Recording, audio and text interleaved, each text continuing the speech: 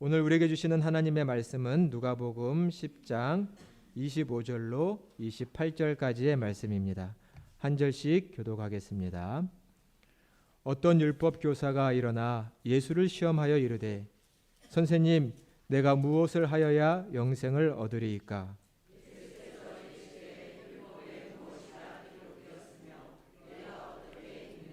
대답하여 이르되 내 마음을 다하며 목숨을 다하며 힘을 다하며 뜻을 다하여 주 너희 하나님을 사랑하고 또한 내 이웃을 내 자신같이 사랑하라 하였나이다. 이르시되 대답이 옳도다. 이 일을 행하라. 그리하면 살리라 하시니. 아멘. 우리는 지금 사순절 시기를 보내고 있습니다. 사순절을 맞이해서 오늘부터 5주간 예수님께서 복음서에서 사랑하는 제자들과 또 사람들에게 하신 신앙적인 질문들을 함께 묵상해 보려고 합니다. 잠깐 화면을 보여주시면 예수께서 내게 물으실 때 이러한 제목으로 시리즈 설교를 조금 나눠보려고 하는데요. 오늘은 내가 어떻게 읽느냐라는 예수님의 말씀을 나눠보려고 합니다. 다음 주일은 무엇을 주고 자기 목숨과 바꾸겠느냐? 너희 믿음이 어디 있느냐? 너희도 가려느냐? 그 아홉은 어디 있느냐? 이 복음서에서 예수님께서 하신 질문들, 또 책망들, 이런 것들을 통하여 우리 사순 시기에 우리의 신앙을 점검해보고 돌아보는 시간이 되었으면 좋겠습니다. 이 말씀 앞에 함께 해주시고 또 미리 한 번씩 말씀을 읽어보셔도 좋을 것 같습니다. 오늘 특별히 내가 어떻게 읽느냐, 하나님의 말씀을 듣기만 하고 순종하지 않는 자들에게 하시는 주님의 말씀을 통해 우리의 삶을 돌아보았으면 좋겠습니다.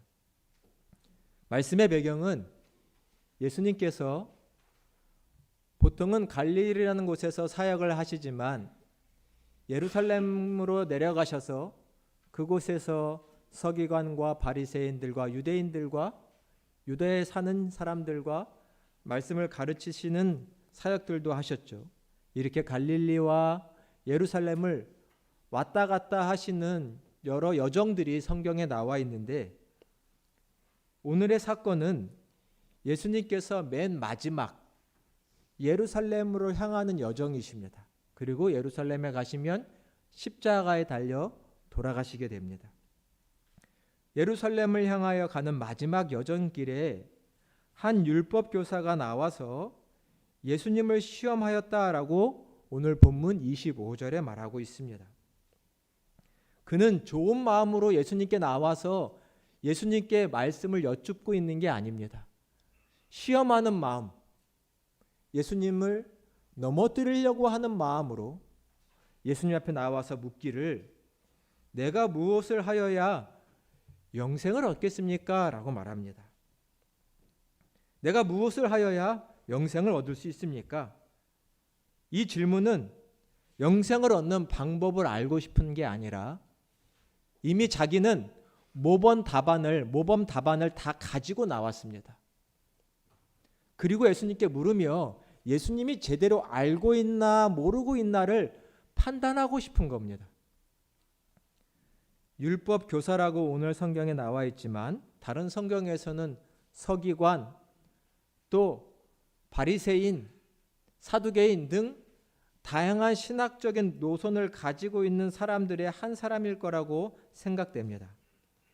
이미 당시의 율법을 연구하는 사람들은 사두개파, 바리새파, 에세네파 이런 다양한 신학적인 노선을 가지고 있는 학파들이 있었습니다. 그들 사이에 이 율법에 대한 중요한 논쟁들이 있었습니다. 예를 들면 율법에서 가장 큰 계명은 무엇입니까? 이것도 그들 사이에 이미 논의된 부분들이고 사람이 어떻게 하면 영생을 얻을 수 있습니까? 사람에게는 부활이 있습니까?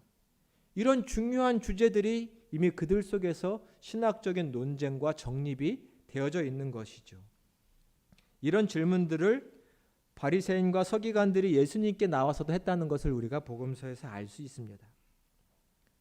이미 자기들은 나름의 방법으로 답을 가지고 있는데 저 예수라는 새로운 랍비가 그 답을 제대로 제시할 수 있는지가 궁금해서 예수님을 시험하려고 묻고 있습니다. 어떻게 하면 영생을 얻습니까? 그 예수님께서는 그 질문에 간단하게 대답을 하실 수도 있었겠지만 예수님은 뭐라고 오히려 반문해서 질문을 하십니다. 율법에 무엇이라고 기록되어 있느냐? 너가 성경을 어떻게 읽고 있느냐라고 반문하십니다. 너가 어떻게 읽느냐? 이 예수님의 질문을 오늘 함께 생각해 보려고 합니다. 우리에게 적용을 해볼까요? 너는 성경을 어떻게 읽고 있느냐? 라는 주님의 말씀입니다. 율법 교사인 그 사람에게 예수님께서 너는 그 율법의 책을 어떻게 읽고 있으며 어떻게 해석하고 있고 또 어떻게 살고 있느냐라는 질문이시기도 합니다. 이 예수님의 질문을 통해서 오늘 우리의 신앙생활을 한번 돌아봐야 합니다. 신앙이란, 믿음이란 단순히 경건한 마음 상태 정도를 말하지 않습니다. 먼저 좋은 신앙이 되기 위해서는 바른 지식이 있어야 합니다. 성경에 대한 올바른 이해와 깨달음이 필요합니다. 이것을 진리를 깨달았다라고 말할 수도 있겠지요. 그러나 신앙이란 거기서 멈춰야 되는 것이 아니라 깨달음이 진리를 알게 된 것이 내면화되고 내 것이 되어야 합니다. 마치 음식을 먹고서 입에만 가지고 있으면 안 되고 소화를 시켜야 하듯이 영양소를 흡수해야 하듯이 하나님의 말씀을 지식으로만 머리로만 아는 것이 아니라 내 삶의 순종으로 녹여내는 신앙이 되어야 건강한 신앙이 되는 것이지요. 사랑하는 여러분은 이 하나님의 말씀을 지금 어떻게 읽고 계십니까? 이 하나님의 말씀, 우리는 내 것으로 내 삶으로 녹여내고 열매 맺고 계신가요? 오늘 말씀을 한번 생각해 봐야 합니다. 어떤 사람들은 성경을 대할 때 마치 주술책을 대하듯이 대하는 사람들이 있습니다. 조금 다른 종교를 말하는 것 같아 죄송하지만 어느 한 교회에서 경전을 중얼중얼 외듯이 그것을 빠른 속도로 읽듯이 그것이 경건인 양 하듯이 우리도 때로는 성경을 그런 식으로 주술책을 읽듯이 읽을 때가 있습니다. 또 점쟁이들이 써준 부적이 마치 그 글귀가 그 단어가 효염이 있듯이 몸에 차고 다니는 사람처럼 성경의 한 구절과 말씀들이 엄청난 능력이 있는 것처럼 암송하는 사람들도 외우는 사람들도 있습니다. 그러나 성경의 말씀은 주술의 책도 아니고 부적의 문기도 아닙니다. 성경은 무엇인가요? 우리는 성경의 말씀, 하나님의 말씀을 통하여 나라는 사람이 어떤 사람인지를 알고 하나님이 만드신 이 피조의 세계가 어떤 세계인지를 깨달아야 합니다. 성경적인 세계관과 자아상을 가져야 하고요. 또 진정한 나, 하나님의 형상대로 피조된 내가 하나님의 위대한 작품으로 어떻게 변화되어 갈 수 있는지를 깨닫고 하나님의 말씀이 성령의 불칼이 나를 다듬어 하나님이 쓰시는 귀한 도구가 되게 하는 일에 하나님의 말씀이 역할을 하십니다. 즉 우리는 이 하나님의 말씀을 머리와 지식으로만 이해하는 게 아니라 이 말씀에 순종하고 이 말씀에 의지하여 삶으로 우리의 삶의 변화가 일어나야 한다는 것입니다. 문제는 성도들 또한 성경에 대한 지식은 점점 많아지는데 그래서 마치 가분수와 같이 머리는 커져가는데 이 말씀에 대한 순종은 너무나 적어서 몸은 삐삐하게 마른 그런 연약한 모습을 가지고 있는 것이 아니냐라는 것입니다. 예수님이 율법 교사에게, 당대의 신학자라고 하는 율법을 너무나 잘 알고 있는 자에게 너는 성경을 어떻게 읽고 있느냐라고 매우 따끔하게 묻고 계십니다. 오늘 우리에게 하시는 말씀으로 받으셨으면 좋겠습니다. 너는 정말 하나님의 말씀을 어떻게 지금 읽고 있느냐? 문자로만 읽고 있느냐? 머리에 지식으로만 가지고 있느냐? 그 말씀을 순종하려고 읽고 있느냐라는 것입니다. 예수님의 이 말씀을 이 율법 교사는 바르게 이해하는 것일까요? 율법에 무엇이라고 기록되어 있느냐? 이 예수님의 질문에만 꽂혀 있는지 27절에 율법 교사가 이렇게 말합니다. 성경에 보니 마음을 다하고 목숨을 다하고 힘을 다하고 뜻을 다하여 하나님을 사랑하라. 그리고 내 이웃을 내 자신처럼 사랑하라. 율법에 이렇게 기록되어 있습니다. 그리고 그것이 영생을 얻는 방법이 아니겠습니까? 라고 율법 교사가 말하고 있습니다. 보시다시피 이미 자기는 답을 다 가지고 나왔지요. 그런 율법 교사의 대답에 예수님께서 이렇게 대답하십니다. 우리 28절의 말씀을 같이 한번 봉독을 해보겠습니다. 예수께서 이르시되 내 대답이 옳도다. 이를 행하라. 그리하면 살리라 하시니 아멘. 너가 말한 거 다 맞다. 그러나 예수님의 대답 중에 중요한 부분은 뒤에입니다. 뭐라고 말씀하시나요? 이것을 행하라. 그리하면 살리라. 이것을 행하라. 너가 알고 있는 것, 너가 스승으로서 교사로서 알고 있는 그 내용을 행하라 라고 말씀합니다. 그래야 살리라. 그래야 하나님의 생명을 누리게 될 것이다. 율법교사는 진리와 지식을 아는 자였지만 행하는 자라고는 생각되지 않습니다. 만일 그가 진리를 행하는 자였다면 예수님께 좋지 않은 마음으로 그분을 시험하며 묻지는 않았을 겁니다. 또 오늘 말씀 뒤에 보면 자기를 스스로 옳은 사람인 양 괜찮은 사람인 양 보이려고 또 다른 말을 계속하고 있습니다. 교만한 것이지요. 그는 율법의 지식은 있었으나 율법대로 행함으로 그의 삶에 큰 변화는 없었다고 생각됩니다. 저희가 성경을 왜 읽을까요? 성경을 왜 배울까요? 그것은 오직 우리의 삶이 예수님처럼 바른 삶으로 변화되기 위함인 줄로 믿습니다. 성경을 읽고 배우는 것은 우리의 삶이 변하기 위함입니다. 우리가 그런 말 하지요. 우리가 배운 것은 머리에서 가슴으로 내려가야 합니다. 우리의 마음이 뜨거워져야 하고 그 뜨거운 마음은 손과 발로 나타나야 하죠. 근데 우리가 배운 말씀과 깨달음은 혹 머리 안에만 머물고 있는 것은 아닌지. 우리 아까 성가대 찬양이 있었지요. 우리를 평화의 도구로 사용해 주십시오. 하나님의 복음과 평화의 메시지가 손과 발로 나타나고 있느냐, 진리에 맞는 삶을 살고 있느냐라는 것입니다. 요즘 사람들이 우리 한국의 교육이 참 문제가 많다라고 말합니다. 뭐 여러 가지 이유가 있을 수 있겠지만 핵심적으로 말해보자면 결국 전인적 교육이 되지 않고 있습니다. 교육의 환경도 좋아지고 선생님들의 수준도 높아졌을지 모르지만 이상하게 교육을 통하여 사람이 바뀌지 않습니다. 선생님들은 살지도 못하는 내용들을 가르치고 배우는 사람들은 실천할 생각도 없이 배우고 있습니다.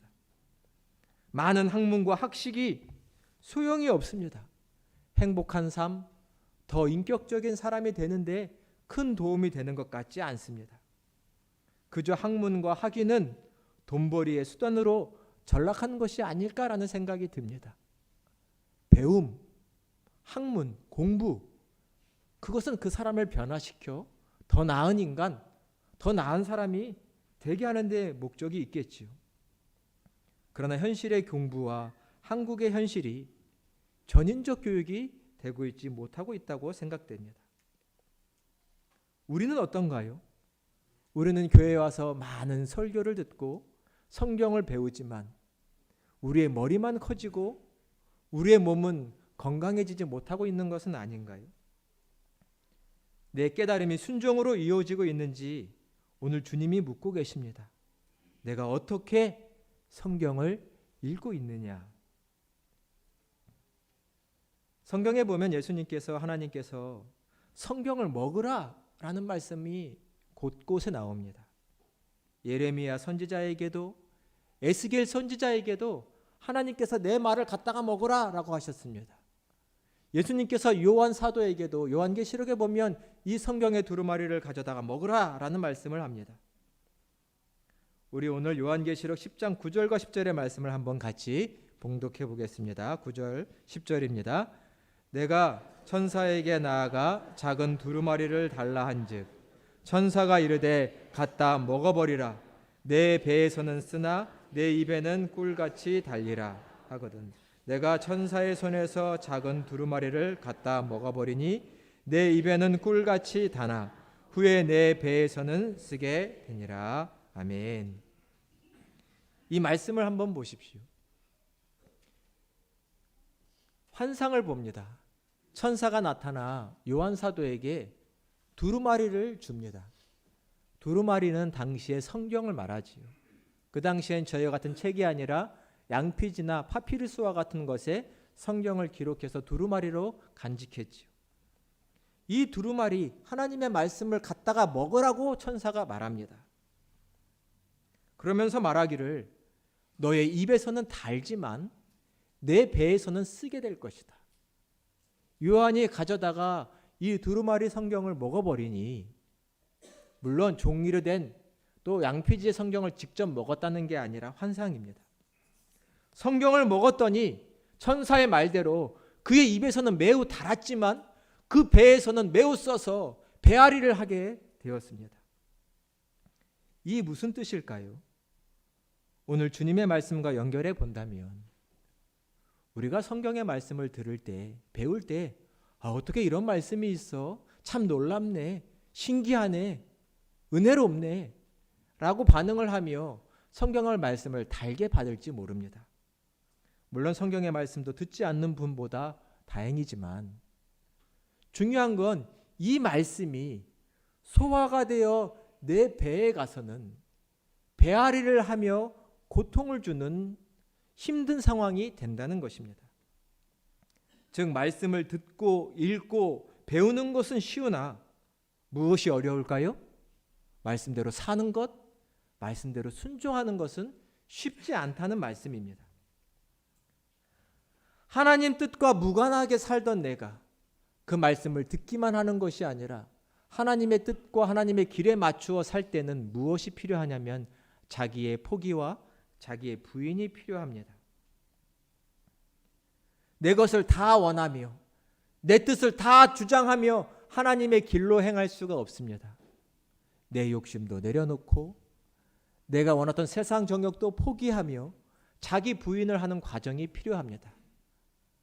이것을 배앓이, 즉 하나님의 말씀이 내 안에 들어가자 나와 함께 고통을 일으키고 있습니다. 내 것을 내려놔야 하는 과정이 필요한 것이죠. 여러분 이런 신앙적인 영적인 배앓이를 해보신 적이 있으신가요? 어느 날 하나님의 말씀이 내게 들려왔습니다. 저 사람을 용서해라. 분명 하나님께서 용서를 내게 말씀하셨습니다. 근데 용서가 잘 되세요? 안 되세요?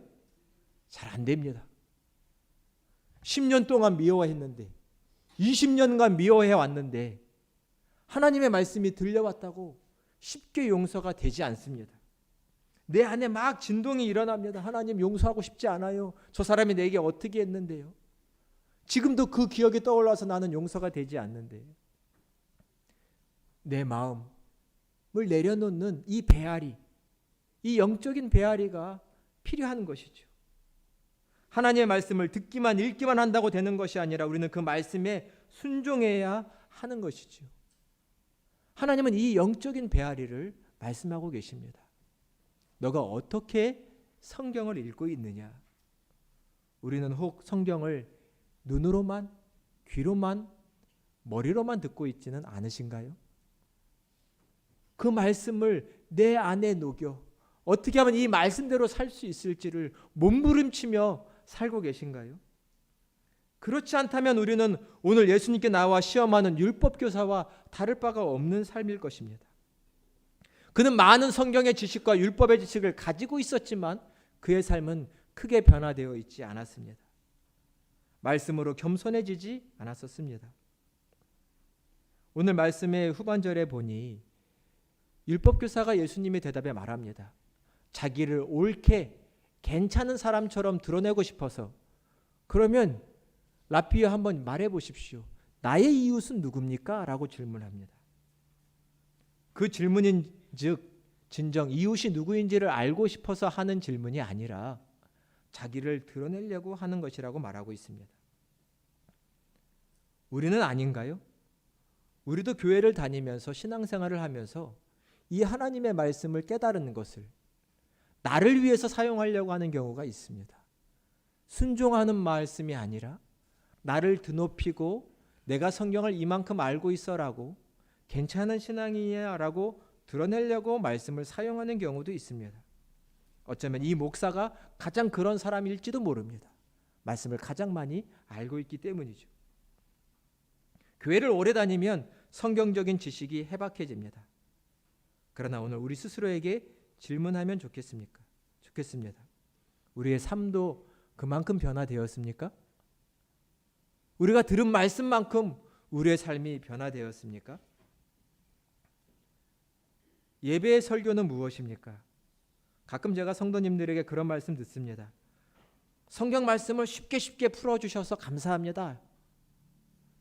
물론 은혜 받았다는 것을 그렇게 표현하시는 거겠지만 설교란 단순히 성경책의 내용을 내가 깨달은 시간이 아니라 살아계신 하나님의 음성을 듣는 시간인 줄로 믿습니다.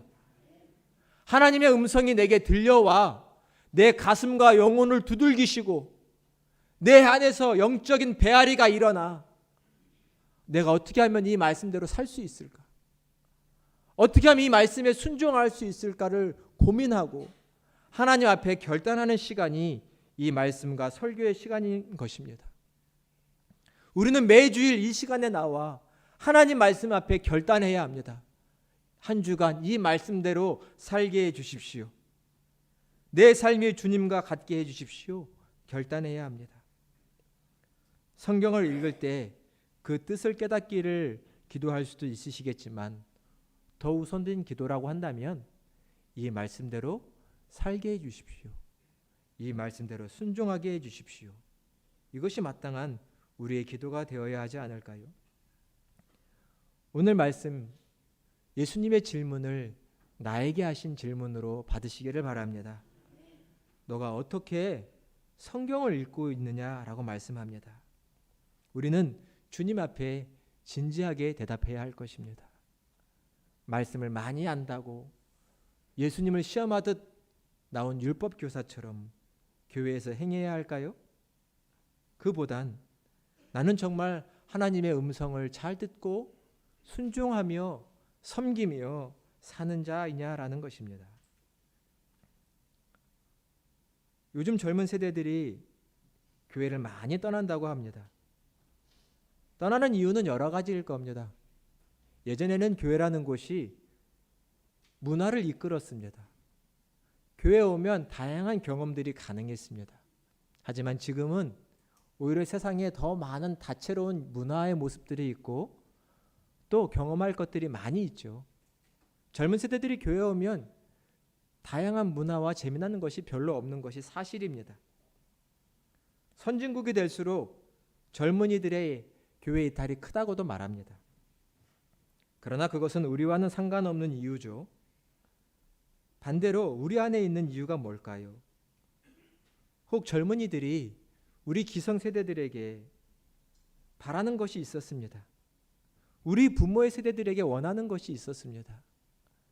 그렇게 예배를 열심히 드리시고 말씀을 많이 본다면 그 말씀처럼 살아야 되는 거 아닙니까? 젊은 세대가 그것을 원했습니다. 예배 잘하면 하나님의 말씀을 듣는 사람들이라면 더 나은 모습, 더 성숙한 모습, 더 행복한 모습, 더 자족하는 모습을 우리 젊은 세대들이 기대했을지 모릅니다. 혹 그 모습이 없자 실망하며 교회를 이탈하고 있는 것은 아닐까요? 그러한 성도들을 가리켜 가난한 성도라고 요즘 말합니다. 물론 우리도 연약하고 부족한 사람들이지만 오늘의 말씀에 빗대어 우리를 생각해 보면 우리는 말씀의 지식만 있지 몸으로 이루어내는 순종이 부족했던 것은 아닌지 돌아보았으면 좋겠습니다. 하나님께 영생을 가졌다라고 율법교사가 묻습니다. 어떻게 영생을 갖습니까? 그러나 질문이 잘못됐다고 생각합니다. 영생을 갖는 것이 아니라 영생은 누리는 것입니다. 이미 우리는 하나님의 생명을 가지고 있습니다. 그러면 우리가 살아가는 이 인생 여정에서 이 하나님의 생명을 누리며 그 풍성한 생명을 누리며 살고 있냐라는 것입니다. 세상 사람들이, 교회를 떠난 젊은이들이 우리 성도들에게 원하는 것, 하나님의 생명을 가진 자들이 그 생명을 얼마나 풍성하게 재미나게 누리며 살고 있느냐라는 것입니다. 그것을 기대했는데 보이지 않자 혹 저곳에는 하나님의 생명과 진리는 없는 것이 아닌가라고 생각하며 떠나는 것이지요. 다시금 우리의 모습을 돌아보기를 바랍니다. 하나님의 말씀은 알고 지식적으로 깨닫는 것이 아니라 따르라고 주신 말씀인 줄로 압니다. 말씀은 따르며 복받으라고 주신 말씀입니다. 하나님은 길을 내어주셨습니다. 내가 곧 길이요 진리요 생명이다. 아무리 길이 놓여 있으면 뭐 할까요? 그 길로 행하지 않으면 아무 의미가 없는 것입니다. 주님은 오늘 우리에게 말씀합니다. 그 길로 행하는 자가 되어라. 너가 알고 있는 그 말씀을 행하라. 그것이 영생이고 내 삶을 사는 것이다. 우리는 성경의 말씀을 어떻게 대하고 있을까요? 오직 하나님 이 길로만 행하는 자가 되기를 원합니다. 이러한 결단으로 하나님의 말씀을 대하시는 저와 여러분이 되시기를 간절히 축원합니다. 존교인 하나님 말씀의 운동을 우리가 함께 벌여가고 있습니다. 제 간절한 기도의 제목이 있습니다. 하나님, 말씀을 읽는 동안 한 말씀, 두 말씀이 이 종과 성도님들의 마음을 두들겨서 정말 이 말씀대로 살지 않으면 안 되겠다, 변화되지 않으면 안 되겠다라는 결단이 있게 해달라고 새벽마다 간절히 기도하고 있습니다. 함께 기도해 주시기를 바랍니다. 하나님 말씀으로 변화되기를 원합니다. 하나님 말씀으로 새로워지기를 원합니다. 우리의 가정과 몸된 교회가 하나님의 말씀 앞에 새로워지기를 원합니다. 그 말씀 앞에 순종하기를 원합니다. 이러한 기도, 이러한 결단이 우리 가운데 있을 때 우리의 삶은 새로워지게 될 것입니다. 이 사순식이 주님이 우리에게 주시는 말씀들이 있습니다. 한번 이 말씀을 마음에 새기시고 이 말씀에 온전히 순종하는 저와 여러분이 되어 주셨으면 좋겠습니다. 그러할 때 사순시기를 넘어 우리에게 임하시는 부활의 생명이 참으로 놀랍게 다가오게 될 것입니다. 한 주간도 우리에게 주신 이 말씀으로 승리하시는, 순종하시는 저와 여러분이 다 되시기를 주님의 이름으로 간절히 축원합니다. 기도하겠습니다. 은혜와 사랑의 하나님, 오늘도 우리에게 말씀하십니다. 내가 어떻게 이 말씀을 읽느냐? 세상 사람들처럼 헛된 가치관에 빠지지 말게 하시고 세상 사람들이 자기의 지식을 쌓듯 이 말씀을 읽지 말게 하여 주시고 이 말씀을 받아 먹으라 말씀하셨듯이 이 말씀이 우리의 안에 우리의 영혼과 마음과 삶에 녹아져 온전히 순종하는 귀한 말씀이 되기를 원합니다.